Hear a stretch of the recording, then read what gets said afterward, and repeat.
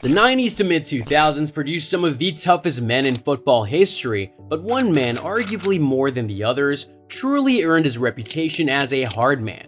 This same player controlled a midfield that had Ryan Giggs, Paul Scholes, and David Beckham. That man was Roy Keane. In his prime, he was as aggressive as they come, and also a true leader, but what many fans do not know is how technical and excellent other areas of his game were.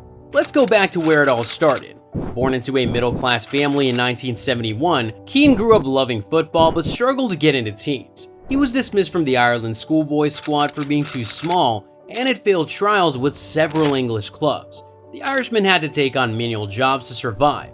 It wasn't until he was 18 years old in 1989 that he managed to sign with Cove Ramblers, a semi-professional Irish club. After an impressive season with the club, Keane's big break came after he had impressed Nottingham Forest manager Brian Clough during a trial. Things are starting to look up at this point, but what followed was a period of ebbs and flows. Keane would go on to make over 150 appearances for Nottingham Forest, and while the First Division team had impressive runs to the FA and League Cup finals in 1991 and 1992, they lost both times. During his time with Forest, Keane was their best player, which made him a hot prospect for bigger clubs, and although he couldn't stop Forest from going down in their relegation battle, a clause on his contract allowed him to leave the club without any hiccups. A lot of European clubs are showing interest. Barcelona, Real Madrid, and Blackburn Rovers, just to mention a few. In the end, Manchester United hit the jackpot as they won the race to get Keane's signature, signing the Irishman for £3.7 million in 1993, a British transfer record at the time. It would be one of the best signings in football history. By the 1993 and 94 season, Keane was already clawing his way into the first team thanks to established players. Come the summer of 1995, there were big changes to the team. Huge names like Paul Ince and Mark Hughes left United, while players like David Beckham and Paul Scholes made it to the team. With Keane being the most experienced, he took it upon himself to lead by example as he entered into his prime. Meanwhile, Manchester United were either winning league titles or giving league winners a run for their money as Keane began to peak. After Eric Cantona retired in 1997, Keane became the captain of the Red Devils. However, an anterior cruciate ligament injury would restrict him to a handful of appearances that season. The following season was glorious as Keane's return guided United to a treble of the league, FA Cup, and UEFA Champions League. But what many of us remember is his inspirational performance against Juventus in the second leg of the Champions League semi-final. Keane helped the team to fight back from a 2-goal deficit to win 3-2. During the match, he received a yellow card after a foul on Zinedine Zidane, which ruled him out of the final, but his performance after being carded remains his best ever as a footballer. Keane would continue to be a solid presence in the team, and although frequent injuries and controversies clouded Keane's later career in the early 2000s, we need to talk about some of the qualities that made Keane one of the best footballers ever. Keane always demanded 100% from himself and his teammates. Being the most determined player on the pitch, Sir Alex Ferguson once said that Keane would rather die of exhaustion than lose. His performance against a star-studded Juventus squad in the Champions League semi-final in 1999 is a case in point. Keane covered every blade of grass and was just relentless. Although he was talented in his own right, what made Keane different was his drive.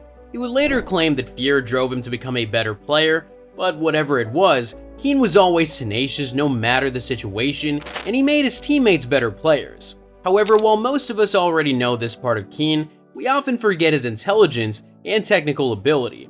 Keane was able to read the game brilliantly, which helped him to intercept passes.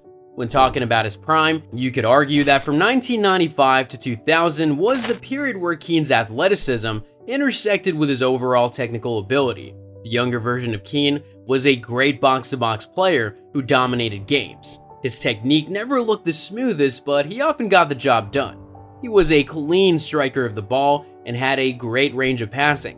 After his devastating knee injury, Keane was slightly more reserved as he played more regularly with Scholes, a player who made more of the forward movements, but even at that, Keane still dictated the tempo. When it came to passing, Keane held his own in that department. His passes weren't the flashiest, but they were often consistent and helped to move the play forward, thus contributing to United's attack. Keane possessed a good first touch, which helped to give him more potential passing options, and his spatial awareness often meant that Keane chose the correct passes, and this made him an efficient passer. As a ball carrier, Keane wasn't as expansive, truth be told. Compared to some of his contemporaries like Patrick Vieira, Keane could be seen as average. However, we did occasionally see him go on lung-bursting drives through the center of midfield, especially when he was younger.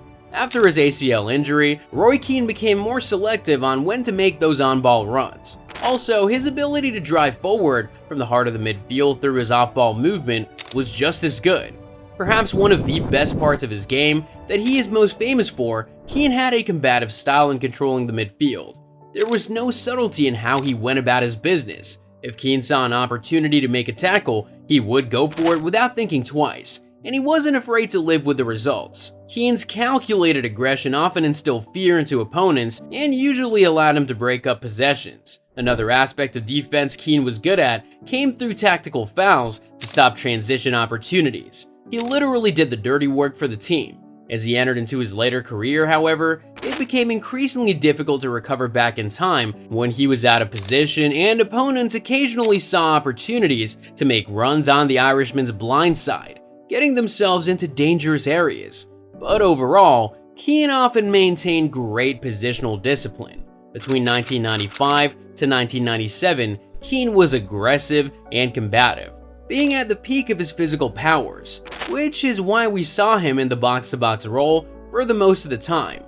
When it came to team selection, Roy Keane wasn't the kind of player whom you could build a whole team around with someone like, say, Zinedine Zidane. Keane was more of an enhancer, someone who could raise the ceiling of others and help the team to become better overall. No doubt playing under the right system with a good supporting cast also meant that you didn't need Keane to be creative because the team had the likes of Scholes and Beckham coupled with mobile attackers like Andy Cole, Ryan Giggs, and Dwight York. Still, it would be criminal to only talk about Keane's leadership and hardman persona without talking about his passing, ball carrying, and his technical abilities in his prime.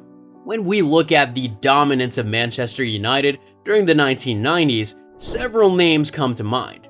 Of course, Sir Alex Ferguson remains the biggest name, but among the players, we had the famous class of 1992 with players like David Beckham, Paul Scholes, Gary Neville, Ryan Giggs, and Nicky Butt, and we also had the signing of Eric Cantona, another incredibly influential figure who added a new layer of attack thanks to his outstanding technical qualities and versatility. But the man who glued everything together was Roy Keane, a quality that made the former midfielder one of the best midfielders in his generation. In his prime, Roy Keane was United's engine room. But perhaps the best thing about Roy Keane as a footballer is that everything he achieved in the sport wasn't because he was the most talented. It simply had to do with the fact that he wanted it more than anyone else, and he made the most of what he had, talent and physique-wise. You probably may not like him as a friend, but he was the kind of player that you would always want on your team.